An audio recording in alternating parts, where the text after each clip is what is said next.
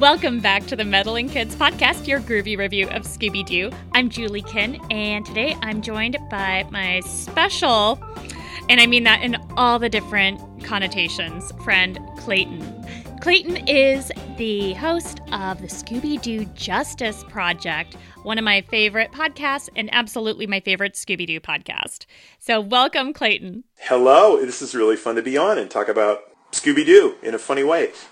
It's fun to have you on and hear your natural tone of voice. I gotta tell everyone, just in case you've never listened to the Scooby-Doo Justice Project, this is a very unique podcast, now I'm going to give my recap of it here, but please, Clayton, interrupt me or restate it if I get it wrong. But basically, it comes in with the assumption that Ralph Cramp, who Clayton plays, is Scooby-Doo, I guess, theorist and conspiracist, if that's the right word, who assumes that this is kind of a documentary series and that many of the villains in the season 1 and possibly later of Scooby-Doo, Where Are You? Were innocent men maligned by the Scooby Gang. And he goes through in excruciating detail in a really hilarious way, proving that these folks were innocent by pointing out a lot of the inconsistencies in the cartoons. That is exactly right. You've got it. Awesome. Score. It's unlike anything I've ever heard, and it makes me laugh out loud. It's incredible. Let's have a listen to a quick sample. This is Ralph Cramp, independent investigator and spokesman for the Scooby-Doo Justice Project. You know that the purpose of our group is to clear the names of the so-called villains, the men who were framed and then hauled off to who knows where, as depicted on the 1969 television series Scooby-Doo, Where Are You? You also know that we receive tremendous pushback. Again, this week we had an anonymous caller ask if our fridge was running, and again, we do not know how he could tell, but he was correct. Our fridge was running. However, this time we immediately contacted our electric utility. They confirmed that they are not placing these calls, and in fact, they claim they have no way of knowing when our fridge is running. This malicious harassment reminds me of the similar treatment the unfortunate Henry Bascombe received at the hands of Fred, Daphne, Velma, and Norville, who is often referred to as Shaggy. The entire incident was documented in the episode titled The Spooky Space Kook. How did you come up with the idea? Just about every day I come up with $1 million idea. It would be like things like, hey, if Harley Davidson made a lawnmower with really long chopper handles and gave away a vinyl vest, that would be a bestseller, right? $1 million idea, right? Right. Or Steinway came out with an outdoor piano that would go on your deck. So these are the kind of big ideas I come up with. So one day, my son, who was college age at the time, I said, you know, it'd be really funny, because we were all listening to Serial and Real Crime Profile, those things where we go back and we sift through the evidence and go, hey, wait a minute, maybe this guy wasn't guilty. I thought, wouldn't it be funny if somebody went and looked at Scooby-Doo that way? And so, oh my gosh, that was it. And here's why I did it. And my kids, both my son and my daughter, they looked at me and they go, wow, that's not usually as stupid as most of your ideas. And so I said, okay, well, I'm going to do this. And I was trying to think of then what's the hardest hitting. It's right on the edge calling something a justice project, because there's some very good innocence projects, but I don't know. I felt like it's ripe for parody. Okay, so what's your process? Because it's not just you on the podcast. You have some co-conspirators, I guess, and the other actors and participants, I guess, seem to buy into the theories between 0 and 10. Yes. Oh, and by the way, I should also insert, the reason I picked on Scooby-Doo is because even as a kid, and I think most people see this, the Scooby-Doo show would oversell what the monster could do. And then later they would pull the head off, and it was this overweight middle-aged man. And I remember the Yeti episode where he was running up the side of mountains, he was flying hundreds of feet, and then it's this old fat guy that looks like he couldn't go up a flight of stairs. And then you're going, wait a minute, well, he could not have done all the things the kids saw. Anyway, so that's Scooby-Doo has left itself open for re-examination. So the friends are because Clayton is not my real name. And we talk about, on the show, Ralph Cramp is not actually Ralph Cramp's real name. It's all highly secure. And so I can say this, that my friends I roped into this, they're real people I know. They're very good sports. My criminal researcher actually has a felony, and he's a very good sport. And I draw quite a bit from their lives. And my legal consultant, he's not an attorney, but his wife did come 3 hours from becoming a legal assistant or whatever. And so that's his, that's his legal qualifications. Right. So they're all real. And then our film consultant, and get this, so our one guy, he's an assistant funeral director. Our other guy, we're all in different states. Another one, he's a VP in a financial company that manages billions of dollars.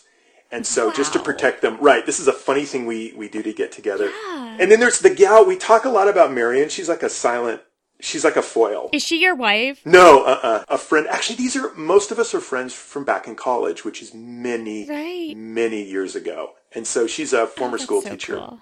Who did it. So if you have people from your past that you just want to keep in touch with and do something great with, podcasting is perfect for that. That's why my brother and I started the station wagon, just so we'd have an excuse to goof around and get together and do fun stuff. Yeah, exactly. It kind of forces you, right? Right. It kind of forces you to get together. And yeah. We don't have huge listenership. I keep waiting for that call. Of course. Right? The big call from Hollywood. But if what it's accomplishing as far as just staying in touch with these good friends who are spread all across the country, it's been really good. That's awesome. And I noticed you just joined Podfix Network. Congratulations on being a network shill. That's pretty cool. Oh, thank you. Yes. It's a big deal. Yeah. Chris had been after me for a while. No, that's great. Well, I think our listeners should definitely start trying your podcast as well. The two are not overlapping whatsoever. Meddling Kids, we just give you the review of the episode with a few weird theories thrown in.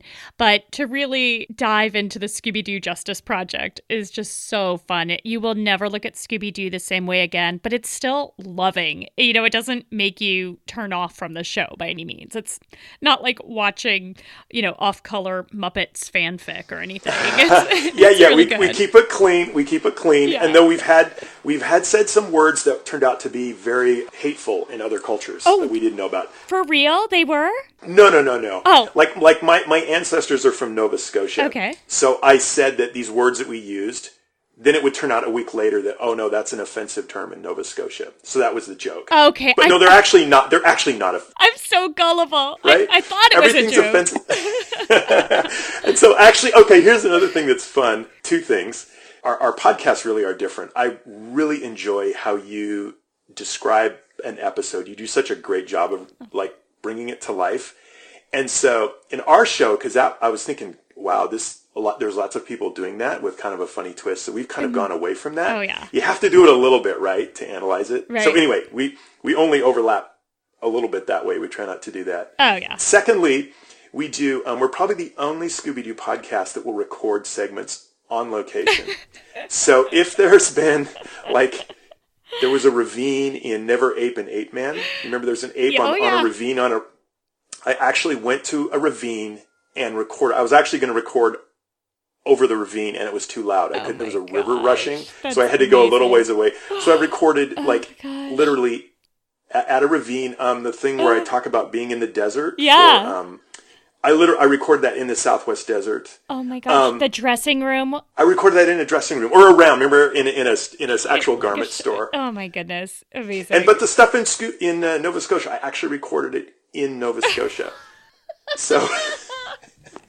Okay, so if you were a character in Scooby-Doo, which of the characters do you think is most like you in personality? I kind of like to think I was Fred, but I know we all do, don't we? So I'm probably Shaggy. I did a lot of track. Shaggy was pretty good at, remember, he's pretty fast. And a gymnast. Lanky. Yeah. So, and he kind of wears wrinkled clothing. Yeah. So that's probably going to be me. That's awesome. Well, thank you so much for your time today. How can our listeners hear Scooby-Doo Justice Project? How can they get in touch? Obviously through iTunes, Stitcher. All the players. If you type in Scooby or Scooby-Doo, we show up. Yeah. If you just type in Doo, I don't know if we show up. But, don't risk it. And then we do. Here's what's really funny. And this is really a strange thing about podcasting. We picked up a pretty big following on Instagram. Yeah. So we have over 5,000 followers. But here's the thing. I don't think they listen to the podcast. But they like the art. Well, they like we post funny research on Instagram. So people like that, we've heard a lot of that. But they're they're a completely different demographic. That's so which funny. Which is really funny. So, but anyway. It's really cool. I mean, you post really hilarious things on Instagram, so I could see that. But hopefully there's a bit of a conversion rate for you at some point. On the show, you play Ralph Cramp, who is very, very serious. And I gotta say, it's just such a kick to hear you talk with your natural cadence. So listeners, after you've listened to Scooby-Doo Justice Project for a while, come back, re-listen to this episode, and just enjoy the melodious sound of Clayton's voice. Well, thank you so much for being with us today. You're welcome. And hopefully you can come back and visit us again soon. That would be fun. Really enjoyed it, Julie. Thank you. We'll shoot on location. Take care. Bye-bye.